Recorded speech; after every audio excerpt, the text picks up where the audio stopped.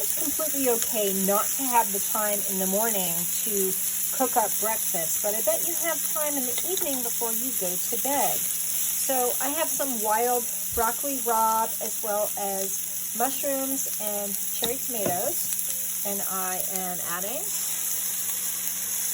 2 eggs and 1 serving of egg whites, and I am making myself some eggs for tomorrow morning that all I have to do is cook up in the microwave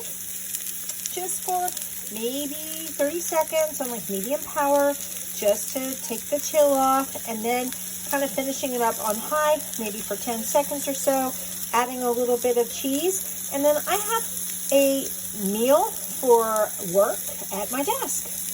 This is a great idea, especially because eggs really keep you nice and full and last for the whole day. We have lots of fiber, and then with all the vegetables, we just got a nice filling meal to just kind of make me feel satisfied while I'm at work.